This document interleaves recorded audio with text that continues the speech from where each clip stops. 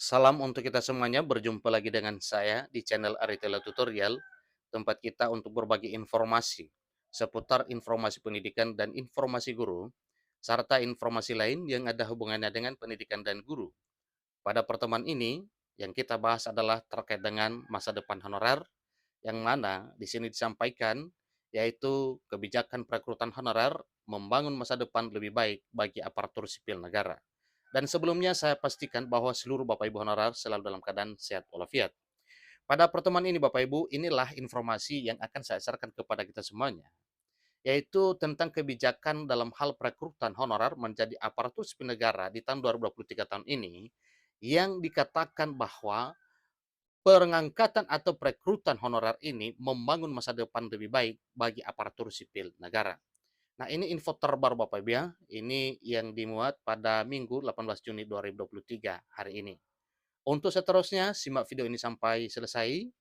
Jangan ketinggalan informasi, dan bagi Bapak Ibu yang sedang menonton, demikian dengan Bapak Ibu yang mungkin baru menemukan informasi melalui channel ini, jangan lupa dukung dengan cara like dan subscribe, share, dan komen, serta nyalakan tombol notifikasinya, supaya semua informasi yang disalurkan melalui channel ini selalu update di layar Bapak Ibu.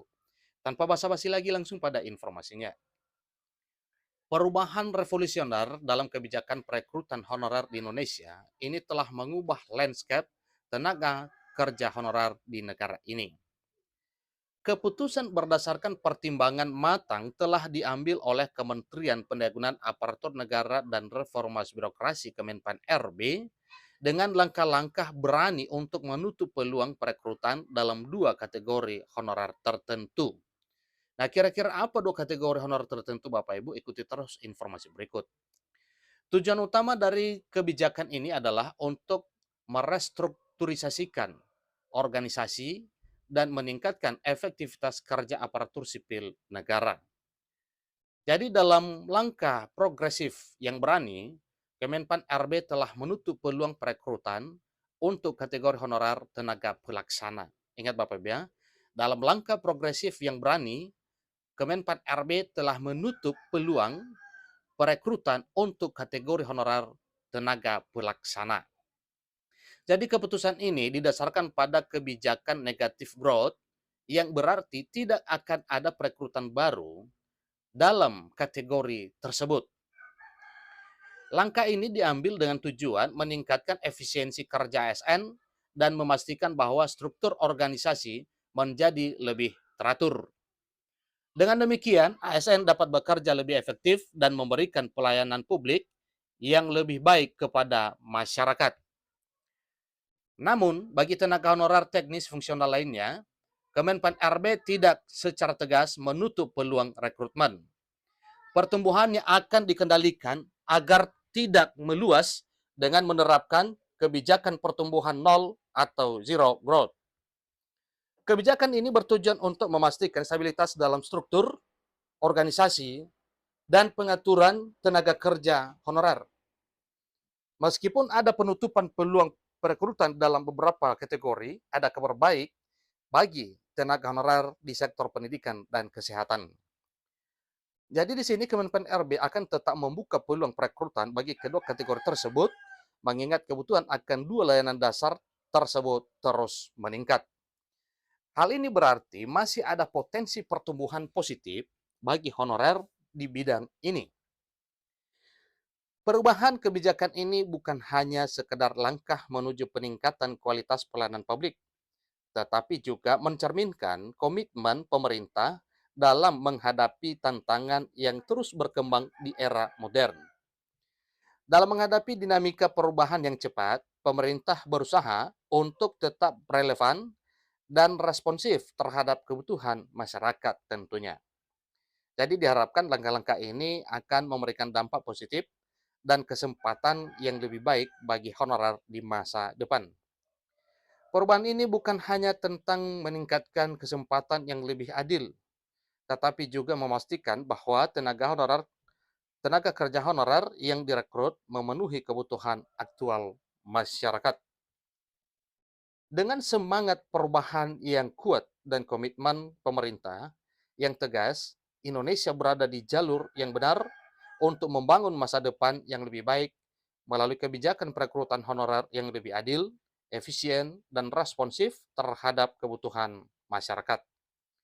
Jadi pemerintah berharap bahwa perubahan ini akan memperkuat aparatur negara dan memberikan pelayanan publik yang lebih baik kepada masyarakat. Dalam proses perubahan ini, pemerintah juga menunjukkan komitmen yang kuat untuk memperbaiki sistem perekrutan honorer secara menyeluruh. Langkah-langkah yang diambil oleh Kemenpan RB merupakan langkah progresif yang berani dan terencana dengan matang.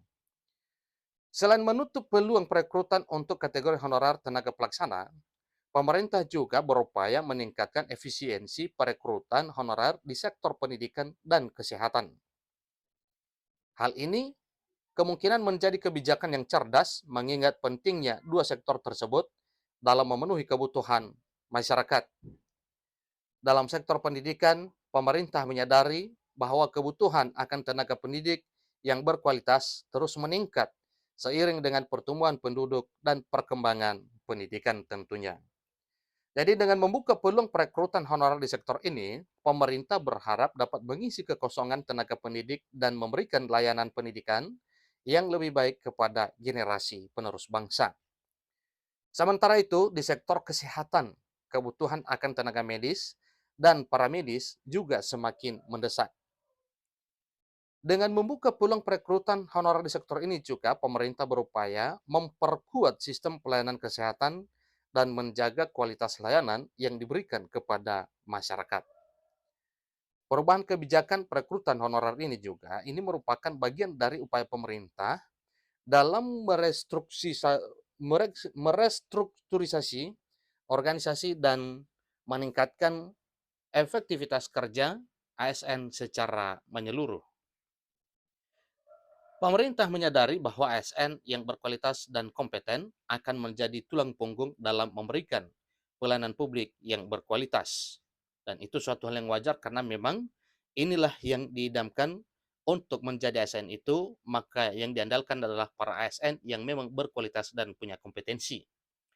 Dalam jangka panjang, penerapan kebijakan perekrutan honorer yang lebih adil, efisien, dan responsif terhadap kebutuhan masyarakat maka diharapkan akan memberikan dampak positif bagi honorer di masa yang akan datang. Jadi para honorer akan memiliki kesempatan yang lebih baik untuk mengembangkan karir dan berkontribusi secara maksimal dalam pelayanan publik. Selain itu juga kebijakan ini akan meningkatkan kepercayaan masyarakat terhadap aparatur negara dan menghasilkan sistem perekrutan yang lebih transparan dan akuntabel. Masyarakat akan melihat bahwa pemerintah telah melangkah maju dalam memperbaiki sistem perekrutan honorer dan berkomitmen untuk memberikan pelayanan publik yang lebih baik. Dengan semangat perubahan yang kuat dan komitmen, pemerintah yang tegas diharapkan bahwa Indonesia akan terus maju dalam membangun masa depan yang lebih baik lagi.